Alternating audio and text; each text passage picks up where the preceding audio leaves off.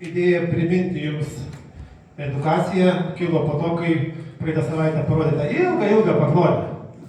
Patys žinot, apie kokią paklodę šneku, ogi būtent apie svečius. Tikrai visi turim pažįstamų, turim draugų, turim partnerių, kuriems galbūt aktualu pas mus apsilankyti. Ir daugelis galvoja, kad jis čia atėjęs, tas svečias, iškart taps nariu. Pamirškite šitą logiką, mums narių nereikia. Vadovaukite tokia logika.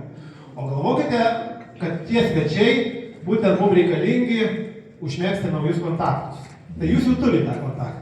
Tai pasidalinkite to kontaktų su kitais BNI nariais, su savo kolegomis. Tikrai tas kontaktas gali atnešti naudos ir kartu ir finansinės naudos. Jis gali pas mus apsipirkti. Tikrai žmonėms yra lengviau rinktis iš to mūsų, vadinkim, katalogo kontaktus ir pas mus apsipirkti. Žmogus, verslas, kurį mes pakviečiam, jis yra naudingas mums būtent dėl tų finansų ir dėl pažinčių ir dėl plėtros. BNI tai yra tas kontaktų plėtimasis, tas mūsų pažinčių rato plėtra.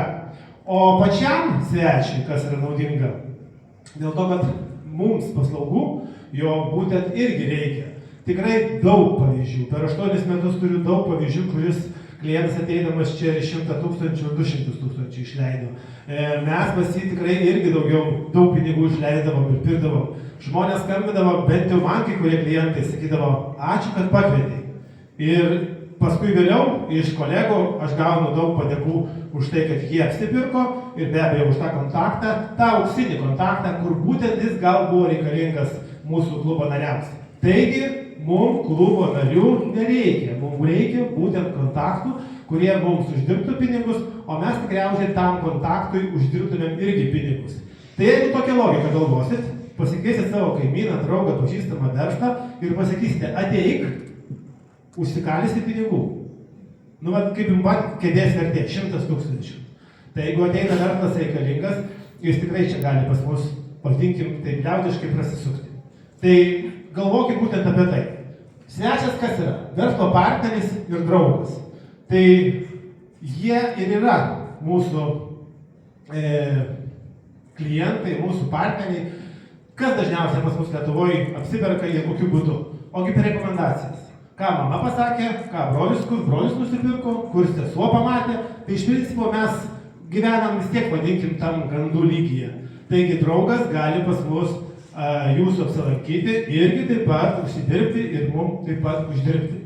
Kaip ieškoti svečio, kurio galbūt, jeigu nenori draugo arba verslo partnerio kviestis arba kliento, imkime statistiką tokią spaminis svečias. Gal gražiai, negražiai skamba, bet tai yra, žinokit, efektyvu ir labai naudingas variantas. Laiškų mes gauname daug, pasiūlymų iš kalbą išmokti, ten pravesti coachingą, ten nusipirkti įrangą, išvalyti, ten, nežinau, šluostyti ir daug paslaugų mūsų verslai gauna būtent spaminių variantų. Pakvieskit į čia, pat pasiskaitai, pasižiūrėjai įrangą. Pas mus čia kažkam tai reikėtų tos įrangos, o automatiškai šitas žmogus nori su jumis susitikti. Kvieskite pietų. Tik ateik čia, pas mus susimokėsite 20-30 eurų. Pašnekėsi su 50 verslų, jeigu patiks, tai dar žiūrėk, su 1000 mūsų BNI narių pašnekėsi, jeigu tapsi nariu. Kvieskit. Tikrai pavyzdžių yra labai daug ir begalė pas mūsų klube. Kvietimo pavyzdys paprastas. Jis jums spama, jūs jam atgal informaciją naudinga. Naudinga, kuri neša pinigus. Kas neturite tos informacijos, galiu dar kitą pakartoti. Bet šita praktika tikrai naudojasi iš mūsų daugas. Man atrodo, Lina, yra pabandžius pas mus tokių variantų. Ir matau, Žygimantas irgi pabandęs yra pasivadovaukitės praktiką, kuri jau yra, turi, apčiuopiamo rezultatų. Vienas atėjo.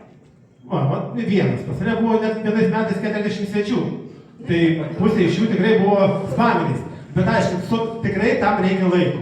Tam reikia laiko, susikaupimo, nes bet ką rašyti, atgal jam spamo mes nereikia. Reikia logiškai pagalvoti, ką jam parašyti. Ir viskas. Kas yra verslo svečias? Be abejo, BNI reikalauja, kad tai būtų plėtra. Kad būtų mūsų klubo narys, kuris prisijungtų prie mūsų. Bet tą logiką pamirškite. Paprasčiausiai galvokite. Mes jam uždirbsim pinigus, jis mums uždirbs pinigus. Mes ir čia renkamės labai fainą, draugišką kompaniją, padedam, konsultuojam, bet vis tiek esame verslininkai. Tai reiškia, pas mus kišenėje turi nusėsti pinigai. Ačiū.